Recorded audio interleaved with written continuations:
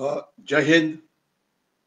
Facebook live में भारत की सुरक्षा के एक और पहलू पे आपका मैं स्वागत करता हूं। आज हम जिस विषय के ऊपर बोलने वाले हैं वो है भारत की साइबर सीमा या डिजिटल सीमा की रक्षा, क्योंकि काफी इतर देशों से हमारे देश में कुछ फेसबुक के मैसेजेस भेजे जाते हैं, ट्विटर के मैसेजेस आते हैं, ईमेल्स आती है और भारत के खिलाफ इसके बारे में बातचीत होती है। तो हमारी जो डिजिटल सीमा है, हमारी जो साइबर सीमा है, उसकी रक्षा कैसे की जाए। दूसरी बात है कि इसी साथ साथ कुछ संस्था है कि जो विदेश के अंदर है, जो संस्था हमारे देश के खिलाफ कुछ उल्टी कामें करती है। वैसे देखा जाए तो ये संस्था वहाँ के कुछ जो उग्रवादी अनिवासी भारतीय है, इन्होंने तैयार की है, लेकिन वे भारत की इमेज को काफी डैमेज करते हैं। तो उनके साथ हम कैसे डील करें। और तीसरा जो विषय होगा जो ये है कि अभी मार्च या अप्रैल के अंदर, यानी कि 1.5-2 महीने के अंदर बर्फ पिघलेगी और हमारी जो सीमा चीन के साथ लगी है, खास तो अरुणाचल प्रदेश की और सिक्किम की, वहां पे चीन काफी उल्टी काम करेगा, इस प्रकार की इंटेलिजेंस रिपोर्ट्स आ रही है। तो गर्मी के मौसम में हमारी अरुणाचल प्रदेश और सिक्किम की सीमा करने के लिए भारतीय सेना क्या कर रही है, इस विषय के ऊपर हम बातचीत करेंगे। मैं जल्दी से शुरुआत करता हूं। सबसे पहले 3-4 इंपॉर्टेंट चीजें आपकी इंफॉर्मेशन के लिए। आज 2 दिन पहले ही न्यूज़पेपर में एक रिपोर्ट आई थी कि ईरान के सेना ने पाकिस्तान के अंदर एक सर्जिकल स्ट्राइक किया। आपको पता है कि इस प्रकार से सर्जिकल स्ट्राइक भारतीय सेना ने पाकिस्तान के अंदर किया था और दहशतवादियों को मारा था। तो इसी प्रकार से ईरान ने पाकिस्तान के अंदर जाके सर्जिकल स्ट्राइक किया और पाकिस्तान के दहशतवादियों ने ईरान के 2 सोल्जर्स को पकड़ा था, उनको छुड़ाया। और ये चीज पाकिस्तान ने एक्सेप्ट की और पाकिस्तान के मीडिया में इसके ऊपर काफी गुस्सा था कि कोई भी देश आता है, वो अमेरिका सर्जिकल स्ट्राइक करता है पाकिस्तान के अंदर दहशतवादियों को मारने के लिए, भारत करता है। इतना ही नहीं तो अफगानिस्तान की सेना भी है, काफी बार पाकिस्तान के अंदर आके दहशतवादियों को मारने की कोशिश करती है। इसमें कमी थी तो इसमें अभी ईरान भी ऐड हो गया है। ईरान ने भी कुछ दहशतवादियों को मारने की कोशिश की है। तो पाकिस्तान की आजकल की जो अंतर्गत सिचुएशन है वो काफी खराब है। और आपको पता है कि कुछ दिन पहले पाकिस्तानी एयरलाइंस का एक विमान जो मलेशिया में पहुंचा था नॉर्मल इंटरनेशनल फ्लाइट के लिए, वो वहीं पे रोका गया, क्योंकि पाकिस्तान ने जो भाड़ा देना था, जो रेंट देना था मलेशिया में, वो दे ही नहीं रहे थे, क्योंकि पाकिस्तान के पास पैसे नहीं है। तो इसीलिए उन्होंने वो विमान ही रख लिया जो नॉर्मल इंटरनेशनल फ्लाइट के लिए आया था। और देखा जाए तो मलेशिया और पाकिस्तान का एक बहुत बड़ा मित्र है, लेकिन मित्रता अपनी जगह के ऊपर होती है, पैसों का व्यवहार अपनी जगह पे होता है। तो वो प्लेन रोका गया वहां पे, जो पाकिस्तान के लिए एक बहुत बड़ा इंसल्ट था। नेक्स्ट न्यूज आज के न्यूज़पेपर में आई थी कि काबुल जो अफगानिस्तान की राजधानी है, वहां पे एक शॉप में बॉम्ब ब्लास्ट हुआ, जिसमें 2 सिख मारे गए। रिपीट करता हूं, 2 सिख मारे गए और 3 हिंदूज सीरियसली इंजर्ड हो गए। आज के टाइम्स ऑफ इंडिया में ये बात आपने देखी होगी। आपको पता है कि अफगानिस्तान में जो हिंदू और सिख वहां पे रह रहे हैं, वो बिल्कुल ही अनसेफ है।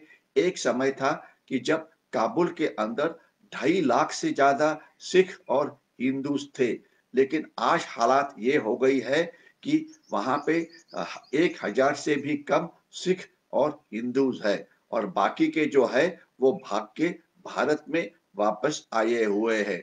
और जो ये बचे 1,000 है, कुछ दिनों में इस प्रकार की बुरी इंफॉर्मेशन मैंने नहीं देनी चाहिए, लेकिन वो भी वहां पे सेफ नहीं है। कुछ दिनों का ही सवाल है कि बाकी के लोग भाग के वापस आ जाएंगे। जो वहां पे रुके हुए हैं, इसका मेन कारण है कि उनकी वहां पे प्रॉपर्टी काफी ज्यादा है, और अगर वो भारत में आएंगे तो अर्थात उनको उस प्रॉपर्टी की वैल्यू तो यहाँ मिलेगी नहीं, उनको यहाँ पे अपना जो जीवन है एक नए तौर के ऊपर शुरू करना पड़ेगा, इसलिए वो यहाँ आने के लिए हिचकिचाते हैं। अदरवाइज वहाँ पे उनके ऊपर काफ़ी अत्याचार हो रहा है, महिला के ऊपर अत्याचार हो रहा है। मैं तीसरी इंफॉर्मेशन के ऊपर आ जाता हूँ, जिसमें एक बहुत ही बढ़िया खबर इकोनॉमिक टाइम्स में आई थी। वो ये थी कि अगले 5 साल के अंदर हमारी कोशिश चल रही है हमारे देश की कि हमारी जो इकोनॉमी ओवर डिपेंडेंट है चाइना की इकोनॉमी के ऊपर, वो डिपेंडेंस कम करने के लिए चाइना ने हमारी इकोनॉमी में इतना ज्यादा इन्फिल्ट्रेशन किया है, जिसके बारे में चाइना का जो भारत के खिलाफ आर्थिक युद्ध शुरू है, चाइना का भारत के खिलाफ जो ट्रेड वॉर शुरू है, चाइना हमारी इकोनॉमी को किस प्रकार से सबवर्ट करता है, इसके बारे में इसी फोरम से मैंने काफी बार बातचीत की है। लेकिन आज मैं इसी के ऊपर एक बार फिर बोलना चाहूंगा कि सरकार की बहुत ही अच्छी प्लान तैयार है, जिसके ऊपर इम्प्लीमेंटेशन ठीक तरह से हो रही है और लगता है कि अगले 5 साल के अंदर चाइना की इकोनॉमी से हम डीकपल कर पाएंगे, क्योंकि चाइना से अगर हम क्रिटिकल कंपोनेंट्स लेते हैं तो वो देश की सुरक्षा के लिए धोखा है। चाइनीज ऐप्स को हमने बैन किया है, चाइनीज इंडस्ट्री को अभी हम ज्यादा यहाँ वेलकम नहीं कर रहे हैं, क्योंकि हर एक चाइनीज हमारे देश के लिए खतरनाक होता है। तो चाइना के खिलाफ की ये जो लड़ाई है अभी अच्छे लेवल पे ऊपर पहुंची है। अभी हमारी इकोनॉमी जो बजट जाहिर हुआ, इसके अंदर सभी जो इकोनॉमिक न्यूज़पेपर्स है, इकोनॉमिक टाइम्स है, फाइनेंशियल एक्सप्रेस है, इस प्रकार के बहुत सारे पेपर है, हिंदी में भी होते हैं। इन्होंने बजट में जो स्टेप्स कदम उठाए गए हैं उसकी काफी प्रशंसा की है या उसे प्रेज किया हुआ है, जिससे लगता है कि हमारी इकोनॉमी का जो रेट है अगले साल हमारी इकोनॉमी फास्टेस्ट ग्रोइंग होगी एशिया के अंदर। ये एक अच्छी खबर है। लेकिन अगर इकोनॉमी ने ग्रो होना है तो जिस एरिया में वो काम करते हैं वहां पे शांतता होनी चाहिए, वहां पे हिंसाचार होना नहीं होना चाहिए। लेकिन आजकल जो पंजाब में जो दिल्ली के बॉर्डर के ऊपर जो चीज चल रही है, जिससे दिल्ली की इकोनॉमिक एक्टिविटी ये ठप हो गई है, जिसमें कितना बड़ा नुकसान हजारों करोड़ का हो रहा है, इसके बारे में मैंने पहले भी बात की हुई है। लेकिन अगर आज पंजाब के अंदर भी इसी प्रकार से इकोनॉमिक एक्टिविटीज डिसरप्ट हो गई है, हरियाणा के कुछ जिले हैं जहां पे इकोनॉमिक एक्टिविटी डिसरप्ट हो गई है, तो मैंने काफी देर पहले इनफैक्ट पिछले साल मैंने एक आर्टिकल लिखा था कि जिसका आर्टिकल का नाम था amazing race between the Indian tortoise and the Chinese hare, यानी कि दो देशों के बीच में शर्यत है आर्थिक लेवल के ऊपर। एक है चाइना, दूसरा है पाकिस्तान। तो भारतीय जो है वो एक कछुआ है, या मराठी में उसे कासो बोल सकते हैं, इंग्लिश में उसे टॉर्टोइज बोला जाता है। और चाइनीज जो है, चाइनीज इकोनॉमी जिस स्पीड से दौड़ती है तो उसे ससा बोल सकते हैं, या खरगोश बोल सकते हैं, या हेयर बोल सकते हैं। तो ये जो रेस होती है एक ससा या हेयर या रैबिट के बीच में और एक कछुआ के साथ, तो जाहिर है कि रैबिट या हेयर की स्पीड जो होती है वो बहुत ज्यादा होती है और हमेशा वो रेस में कभी भी जीतता है। लेकिन हमारा जो एक ग्रंथ है ईसाप नीति नाम का, इसमें एक कहानी है जिसमें लिखा हुआ है, जब एक कछुआ और रैबिट या हेयर के बीच में जब शर्यत हो रही थी दौड़ने की, उसमें कछुआ जीता था, क्योंकि कारण अलग अलग थे कि कछुआ बहुत ध्येयवादी था, वो बहुत हार्ड वर्किंग था, अच्छा काम करता था, और जो हेयर था या रैबिट था वो रास्ते में रुक गया, और रास्ते में जो अलग अलग चीजें जिसपे उसके नजर चली गई और वो अपने ध्येय से हट गया। तो आज जो ये आर्थिक शर्यत चल रही है हमारे और चाइना के बीच में, अगर हमें इसे जीतना है तो पूरी भारतीयों का जो लक्ष्य है वो केवल हमारे प्रगति के ऊपर ही होना चाहिए। हम एक दूसरे के साथ जो झगड़े हैं अगले 15 साल वो साइड में रख लीजिए और केवल फोकस करिए आर्थिक सुरक्षा के ऊपर, आर्थिक प्रगति के ऊपर, अच्छा व्यापार करने के लिए, अच्छा खेती करने के लिए, वगैरह वगैरह। अभी मैं जो मेरा मेन विषय है उसके ऊपर आ जाता हूँ कि जो हमारी साइबर बाउंड्रीज है, हमारी जो डिजिटल बाउंड्रीज है, इस डिजिटल बाउंड्रीज की रक्षा कैसे की जाए। अगर आपको ज़्यादा इंटरेस्ट होगा तो इस ये जो फेसबुक लाइव है, इसके साथ साथ ही जो लेफ्ट साइड में जो स्पेस होती है, वहाँ पर भी मैंने इसके बारे में जानकारी डाली हुई है। तो वहाँ पे वो अर्थात शॉर्ट में है, पॉइंट फॉर्म में है, बुलेट फॉर्म में है। डिजिटल बाउंड्रीज क्या होती है, साइबर बाउंड्रीज क्या होती है। आपको पता है कि जो जमीनी बाउंड्रीज है हमारी, जो दूसरे देश के साथ लगी हुई है, वहां पे रक्षा करने के लिए सेना है और काफी अच्छी तरह से रक्षा की जाती है। ये माना जाता है कि जो दहशतवादी कोशिश करते हैं हमारी हमारी जमीनी सीमा से भारत के अंदर आने के लिए, उसमें से 95% दहशतवादी ये एलओसी के ऊपर ही मारे जाते हैं, लेकिन 5% तो अंदर आने में उन्हें कामयाबी मिलती है। यानी कि हमारी एफिशिएंसी लैंड बॉर्डर्स के ऊपर 95% है। जब तक समुद्र की बाउंड्री है या कोस्टल बाउंड्रीज है या मैरीटाइम बाउंड्रीज है, वहां पे हमारी एफिशिएंसी कम है, क्योंकि वहां पे इलीगल ट्रेड चलता है, वहां पे स्मगलिंग होती है।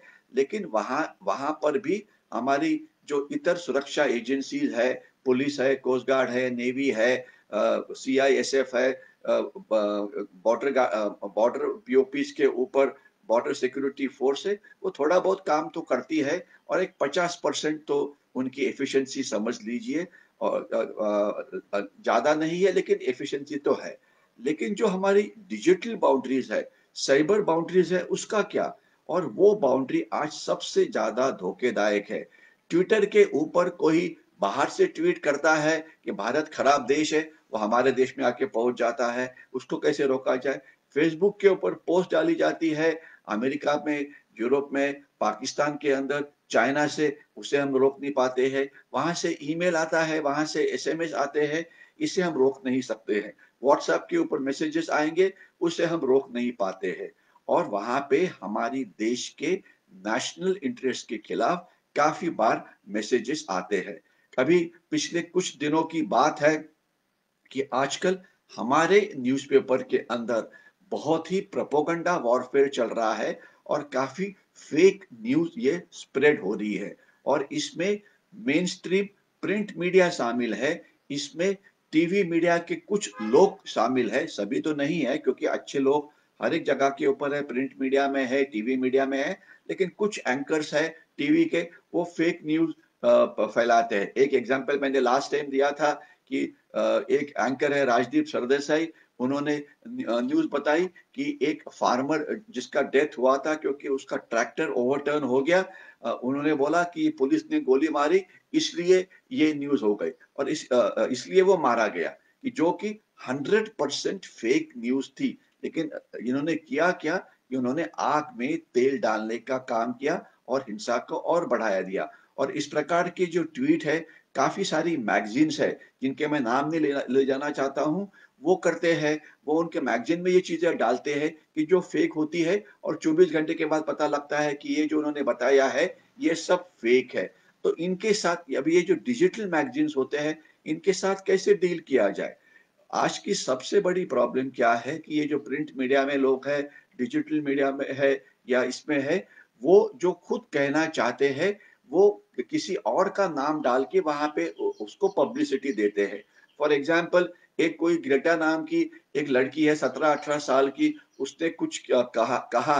अब ये स्विट्जरलैंड में रहने वाली लड़की है, उसे भारत के अंदर क्या हो रहा है क्या पता है, उसकी क्या पढ़ाई है, लेकिन उसने बोला और हमारे बड़े न्यूज़पेपर ने उसको फ्रंट लाइन में डाला। अभी कमला हैरिस, ये एक वाइस प्रेसिडेंट है, अभी उसकी कोई रिलेशंस है। अभी उनके क्या रिलेशन थे तो मुझे तो नहीं पता, या आप में से किसी को पता होगा तो मुझे बता देना। तो उसकी कोई नीस, अभी कमला हैरिस को बहुत सारे रिश्तेदार है, बहुत सारे उसके फ्रेंड है, तो उसके नीस ने कुछ कहा। और हमारे बड़े पेपरों ने आज, अगर आप देखेंगे आज के पेपर देखेंगे, तो फ्रंट पेज के ऊपर है कि वो नीस क्या बोल रही है। अभी वो नीस है कहाँ पे, उसका उस विषय का ज्ञान क्या है, वो क्या कहना चाहते। फिर कोई एक पोर्नोग्राफिक स्टार थी, उसने बोला तो वो चीज फ्रंट पेज पे आ गई। उसके बाद एक कोई रिहाना नाम का पॉप स्टार है, अभी ये तो मैं पॉप स्टार तो म्यूजिक सुनता नहीं हूँ, आप में से कितना सुनते हैं मुझे पता नहीं। और पॉप स्टार तो जितने चाहे उतने हर एक गली में पॉप स्टार आपको मिल जाते हैं। तो उनके वो क्या कहना चाहते हैं, मेरी गली में जो रहता है उसके पॉप स्टार जो है वो बड़ा अच्छा गाना गाता है, उसकी बात में तो ये बड़े न्यूज़पेपर डालेंगे नहीं सामने या टीवी वाले डालेंगे नहीं। लेकिन जो न्यूज़ उनकी फिलॉसफी को सूट करती है, वो न्यूज़ वो ज़रूर डालते हैं। और इसलिए जो बाकी के भारतीय जो है वो पढ़ते हैं तो बोलते हैं, ओ माय गॉड देखो अमेरिका में एक ये 2 लोग रहने वाले हैं, उन्होंने इस कॉज़ को सपोर्ट किया। अरे अमेरिका की पॉपुलेशन आज 30 करोड़ के पास है, तो ये 2 लोगों का आपने जो उनकी ओपिनियन आपने सामने लाई, तो बाकी के 30 करोड़ की ओपिनियन भी बताइए ना। वहाँ पे एक सर्वे करिए कि जो भी कोई मुद्दा होगा, इसके ऊपर बाकी सारे अमेरिकन्स क्या सोचते हैं। अमेरिका के सरकार ने जो स्टेटमेंट दिया उसे कि जो ऑफिशियल गवर्नमेंट का स्टेटमेंट है वो कहीं बीच के पेज नंबर 7 के ऊपर बड़े न्यूज़पेपर में डाला था। और कोई पॉप स्टार या कोई कमला हैरिस की नीस है या कोई एक लड़की 17 साल की उम्र की है, उनकी न्यूज़ ये फर्स्ट पेज पे डालती है।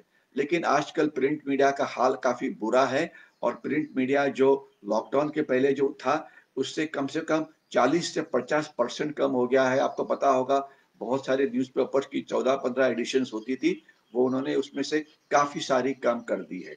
और जब तक टीवी मीडिया का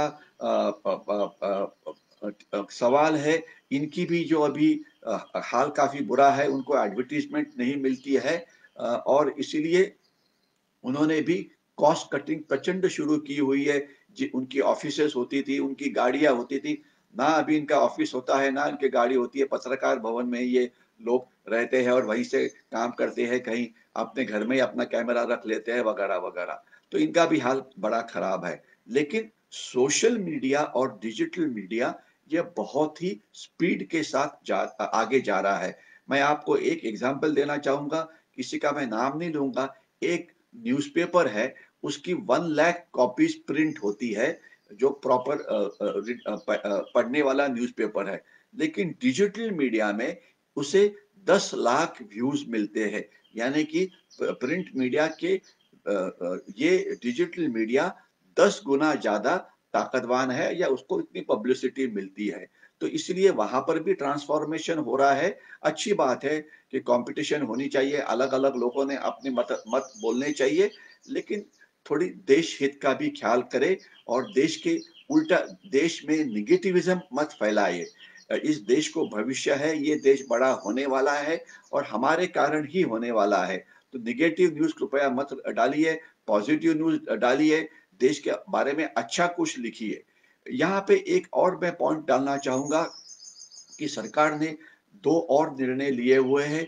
एक निर्णय ये तो पहला काफ़ी था, लेकिन उसके ऊपर इम्प्लीमेंटेशन नहीं हो रहा था। आपको पता है कि कुछ देर पहले एक बात आई थी कि China 600 villages Indo China border के ऊपर बसा रहा है। रिपीट करता हूँ, China 600 villages Indo China border के ऊपर बसा रहा है। अभी जो हमारा इंडो चाइना बॉर्डर है, लद्दाख के बॉर्डर पे कोई नहीं रहता क्योंकि वो बहुत ही कोल्ड एरिया है। तो हम हमारे लोगों को वहां पे क्यों नहीं बसाते। वहां पे जो बकरवाल या गुज्जर जाते हैं, वो केवल जब बर्फ मेल्ट हो जाती है तब जाते हैं। और जब तक सवाल अरुणाचल प्रदेश का है, वहां पे तो काफी सारा एरिया बाउंड्री से है जहाँ पे कोई रहता नहीं है, लोकल पॉपुलेशन रहती नहीं है। लेकिन अभी हमारे रोड्स वहां पे आगे जा रहे हैं। और एक का मैं बॉर्डर एक के बात करूंगा। अरुणाचल प्रदेश में एक लोहित नाम की वैली है।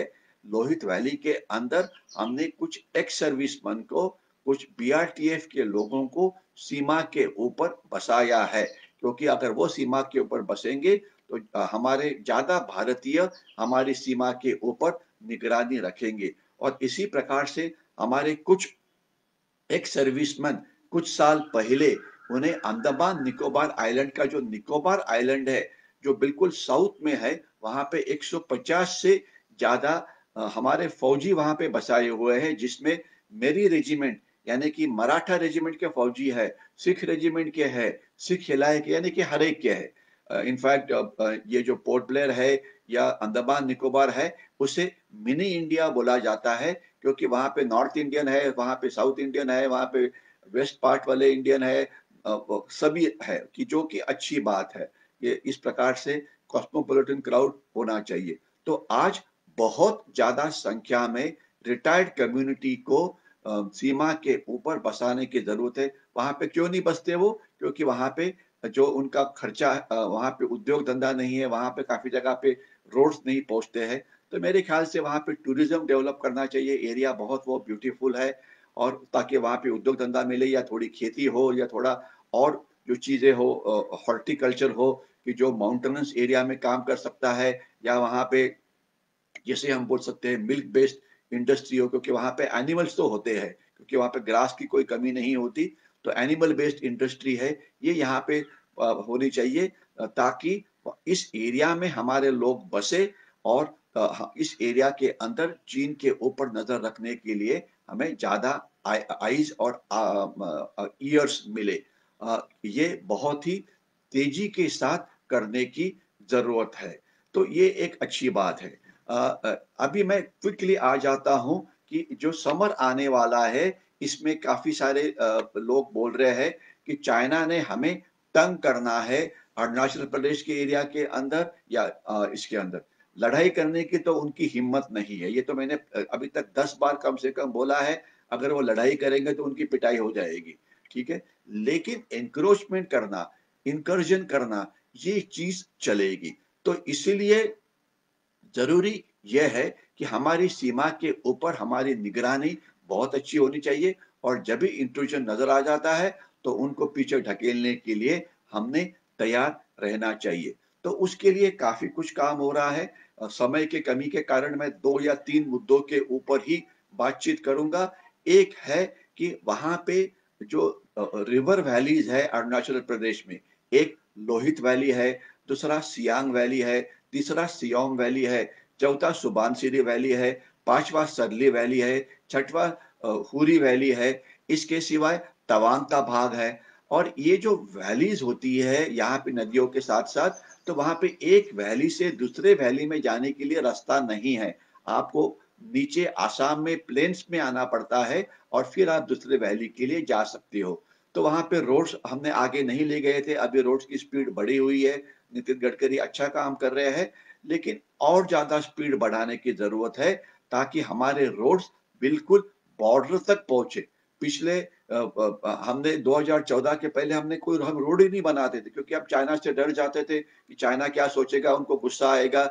और चाइना हमें दम देता था कि क्यों इस इलाके में आप रोड बना रहे हैं, ये अच्छा नहीं है।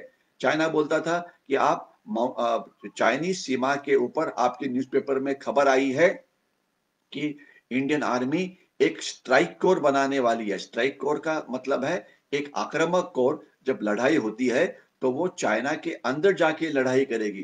तो चाइना ने हमें दम दिया कि स्ट्राइक कोर क्यों बना रहे हैं, और हमारी सरकार ने सुन लिया कि नहीं नहीं नहीं, माफ करो जी, गलती हो गई, हम स्ट्राइक कोर नहीं बनाएंगे। हमने वहां पे डिफेंसेस बनाने शुरू कर दिए। वो चाइना बोलता नहीं नहीं नहीं, आप बिल्कुल नहीं करना, ये डिफेंसेस नहीं बनाने चाहिए क्योंकि इंटरनेशनल लॉ ये बोलता है वगैरह वगैरह। उन्होंने खुद ने जो बनाना था वो बन गया और वो हमें दम देते थे। और हमारी जो डेलीगेशन भी जो चाइना में जाती थी वहां पर भी वो दम देते थे। मैं एक एग्जाम्पल आपको बताता हूँ। एक मिलिट्री डेलीगेशन वहां पे कुछ साल पहले गया था जिसमें मेरे दोस्त साथ में गए थे। मेरे फौजी दोस्त की मैं बात कर रहा हूँ। तो जैसे ही वहां पे पहुंचे, वहां पे ब्रीफिंग वगैरह हो जाती है कि हम क्या कर रहे हैं, आप क्या कर रहे हैं। तो जो चाइना का जो जनरल था उन्होंने हमारे जो डेलीगेशन को बुलशिट मारना शुरू कर दिया, चिल्लाना शुरू कर दिया कि आप लोग क्या कर रहे हैं। आपका जो नेवल चीफ है, उन्होंने जाके वो ताइवान के नेवल चीफ के साथ बात कर रहा था, आप ये कैसे कर सकते हैं। और हम डर जाते थे। तो ये इस प्रकार से चाइना की ये जो दमदाटी है इसे हमने सहन नहीं करना चाहिए और अभी हम नहीं कर रहे हैं। दो चीजों के ऊपर मैं आपको बोलना चाहूंगा कि इस रिवर वैलीज के अंदर लोहित है, सुबानसिरी है, सियांग है, वहां पे हमने एडवांस लैंडिंग ग्राउंड्स बनाए हुए हैं। एडवांस लैंडिंग ग्राउंड यानी कि छोटा सा ये एयरफील्ड होता है क्योंकि वैलीज के अंदर दोनों साइड से पहाड़ी होती है तो एक ही दिशा से हम उतर सकते हैं। और वहां पे हमारे जो ट्रांसपोर्ट एयरक्राफ्ट है, AN-32 है, AN-35 है, वो वहां पे उतरते हैं जिससे मेंटेनेंस करने के लिए और इंडियन आर्मी को मदद करने के लिए उनका इस्तेमाल होता है। दूसरी जो अच्छी तो ये अभी अच्छा ये काफ़ी अच्छी हो गई है। दूसरी बात ये कि हमारी एयरफ़ोर्स की स्ट्रेंथ बढ़ाने के लिए आपने खबर सुनी होगी कि एयरफ़ोर्स के अंदर हम एलसीए तेजस मार्क 1 ए ये इंडक्ट कर रहे हैं 84 एयरक्राफ्ट। आपको पता होना चाहिए कि लाइट कॉम्बैट एयरक्राफ्ट जो तेजस है, वो हमारी एयरफ़ोर्स देने के लिए तैयार नहीं थी क्योंकि उसकी स्टैंडर्ड अच्छी नहीं थी। लेकिन जब मनोहर पर्रिकर रक्षा मंत्री थे, उन्होंने बोला कि नहीं, ये आप इस्तेमाल करना शुरू करिए, इसमें जो कमी होगी वो हम आगे आने वाले मॉडल्स के अंदर उसे ठीक करेंगे, जो कि एक सही अप्रोच था। क्योंकि अगर आप टॉप एंड एयरक्राफ्ट खरीदते हैं, समझ लीजिए किसी प्रदेश से, तो उसकी कीमत ज्यादा होती है। एग्जाम्पल देना है तो जो राफेल विमान है, उसका कीमत 1500 या 1600 करोड़ के बीच में है एक विमान की कीमत, जबकि तेजस विमान की कीमत ये 500 साढ़े 500 करोड़ के आसपास है। अर्थात तेजस की तुलना ये राफेल से नहीं हो सकती, लेकिन तेजस भी कोई खराब विमान नहीं है।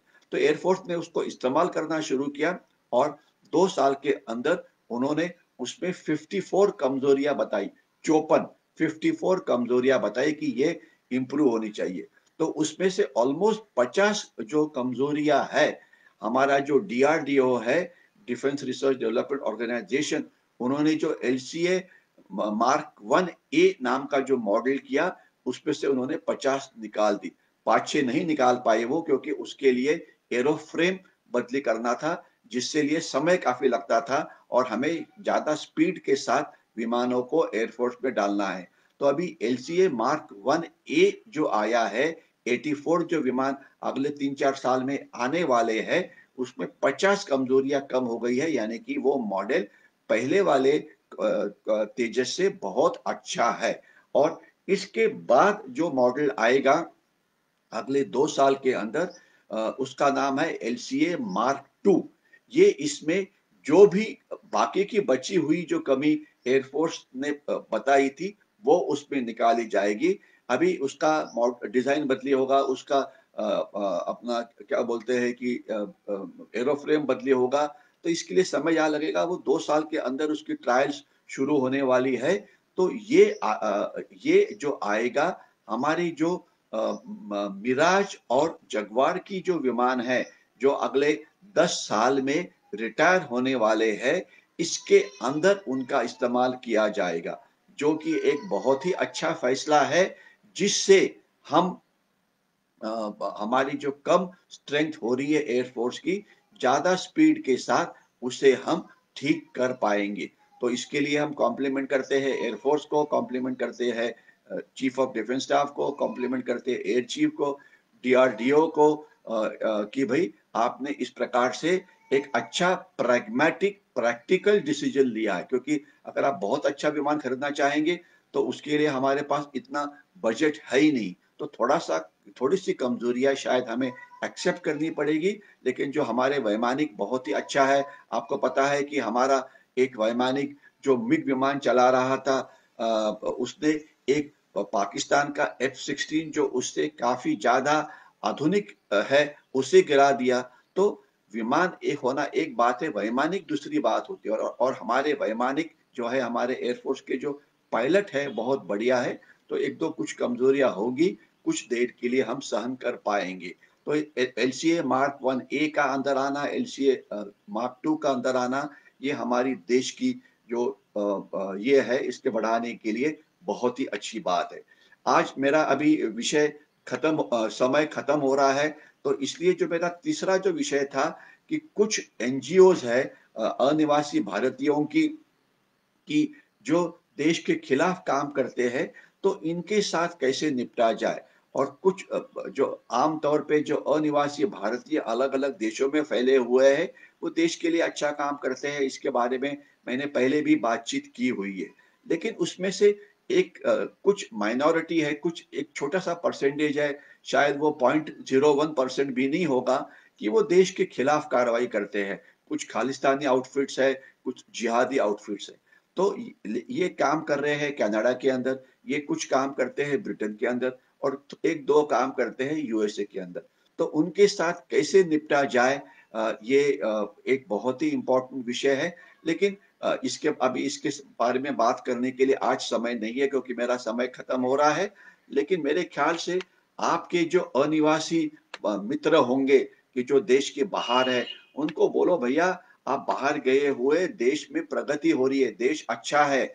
अगर आपने कुछ करना है तो देश की प्रगति में हाथ बार लगाओ, कुछ स्टार्टअप शुरू करो, कुछ एग्रीकल्चर को ज़्यादा मॉडर्न बनाओ, इंडस्ट्री जो है उसे ज़्यादा मॉडर्न बनाओ। आपके पास एक्स्ट्रा पैसा है तो जिस स्कूल में आप पढ़े हैं उसको अच्छा ग्रो करो, जिस कॉलेज में आप पढ़े थे उसको आप फंडिंग करो। बहुत सारे आईआईटियंस हैं जिन्होंने अपना पैसा देके आईआईटी को वर्ल्ड क्लास बनाया है। तो जहाँ पे ये अनिवासी भारत, क्योंकि ये आमतौर पे जितने भी अनिवासी भारतीय है ये बाहर जाके अच्छा काम करते हैं, उनको अच्छा पैसा मिलता है। तो शायद उसमें से कुछ पैसा वो अपने स्कूल के लिए दे सकते हैं, कुछ पैसा अपने कॉलेज के लिए दे सकते हैं, कुछ पैसा अपने विलेज में, जिस विलेज में आप रहते हैं वहां पे सोलर पैनल लगा दो।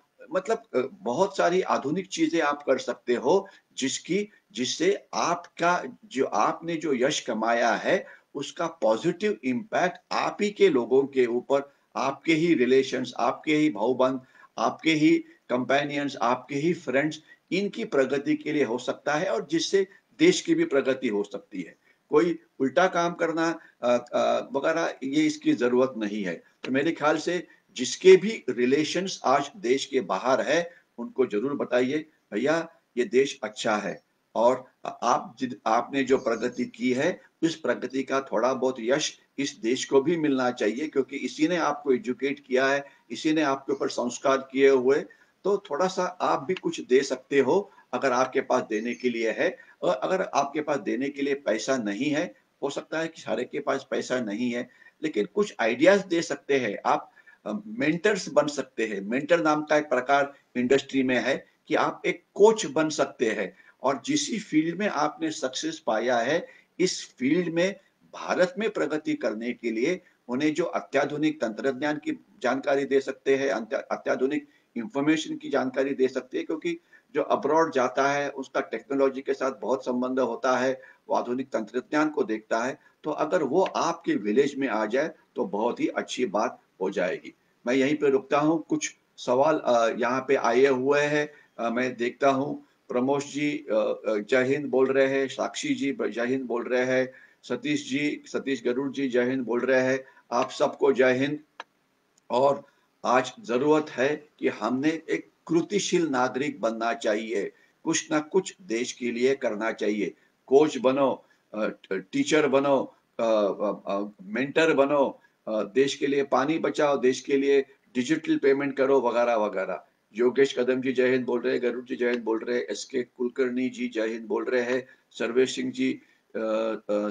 सिंह जी जय हिंद बोल रहे हैं। आप सबको जय हिंद। उद्धव सोनावड़कर जी जय हिंद बोल रहे हैं, वराडकर जी जय हिंद बोल रहे हैं, रोहित बामने जी।